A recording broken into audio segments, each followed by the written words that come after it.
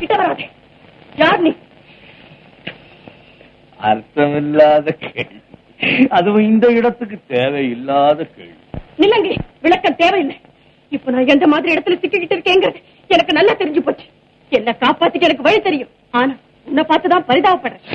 ஐயா, உனக்கு தாய் இல்லை, கூட பிறந்த தங்கை இல்லை, தாரம் இல்லை. எல்லாரும் இருக்காங்க, நீ சொன்ன 3 பேரும் இருக்கிறாங்க. அட பாவி, அவங்க எல்லாம் இருந்தமா இப்படி தவறான வழியில போறேன்.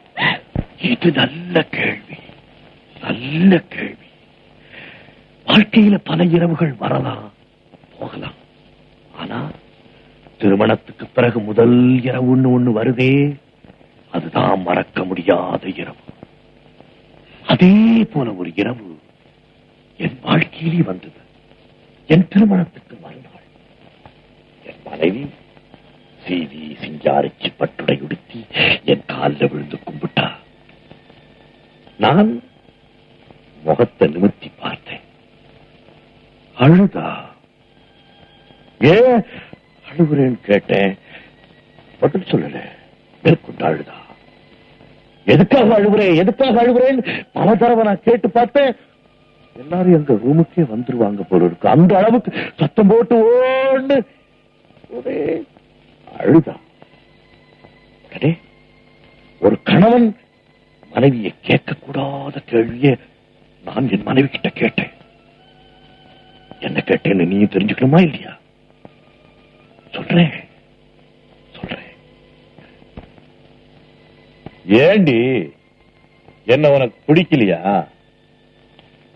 இல்ல நீ வேற யாரையாவது காதலிச்சு உன் இஷ்டத்துக்கு விரோதமா எனக்கு உன்னை கல்யாணம் செய்து கொடுத்துட்டாங்களா அன்னு கேட்டேன். உடனே அவ ஐயோ ஐயோ அப்படிலாம் சொல்லாதீங்க, நான் தலை நிமிந்து முதல்ல பார்த்த ஆடவன் நீங்க தான், அப்படிலாம் சொல்லாதீங்க. எங்க அம்மா அப்பா பணத்தை கொடுத்து உங்களை ஏமாத்திட்டாங்க அப்படின்னா. என்ன ஏமாத்திட்டாங்க அப்படின்னு கேட்டேன். எனக்கு 4-5 வருஷமாவே டிபி, காச நோய். என் கூட உடல் உறவு வச்சுக்கிட்டீங்கன்னா உங்களுக்கு இன்னும் 4-5 வருஷத்துல டிபி வந்துடும். அதனால உங்க இஷ்டப்படி நடந்துக்கங்க. 2ஆம் தடவை வேணாலும் கல்யாணம் பண்ணிக்கங்க. நான் உங்களுக்கு விரோதமா இருக்க மாட்டேங்க. ஆனா என்ன விவாகரத்து மட்டும் செஞ்சிடாதீங்க. உங்க வீட்டுல எங்கேயாவது ஒரு மூலையில மாட்டுக்கொட்டையாவது நான் வாழ்றேன்ல, நான் சாக போது மஞ்சள் குங்குமத்தோட உங்க மடியிலேயே உயிரை விட்டுறேன் அப்படின்னு சொன்னா நான் என்ன செய்வேன்? நான் கோழை, பயந்த சுபாவம் உள்ளவன். என் மனைவி ரொம்ப நல்லவ, அதனால எனக்கு என்ன செய்யறதுன்னு தோணல. மறு கல்யாணம் பண்ணிக்கவும் தோணல. அவளை விவாகரத்து பண்றதுக்கு இஷ்டம் இல்லை.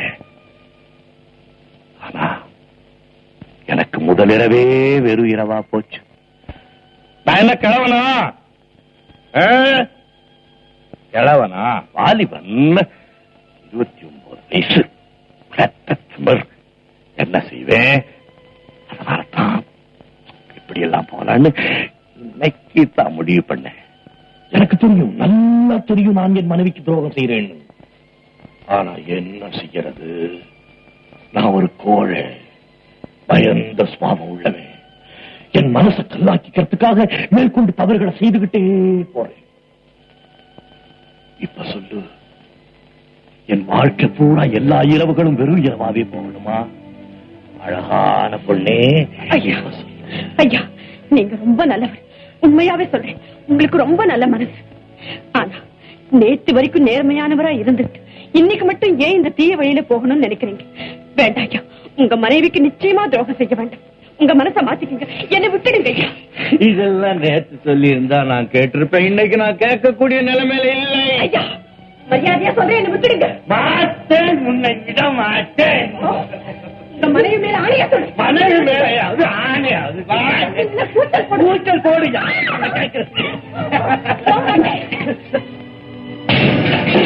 நீ கூச்சல் போட்டாலும் பயமுறுத்தீங்க. நீ யார் பயமுறுத்த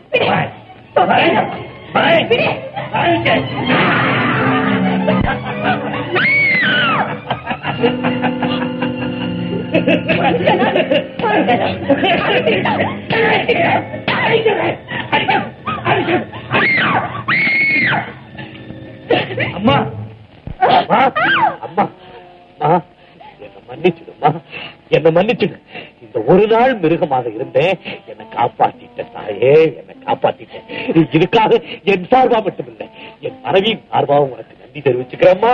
என்ன மன்னிச்சிடம்மா, என்ன மன்னிச்சிடு.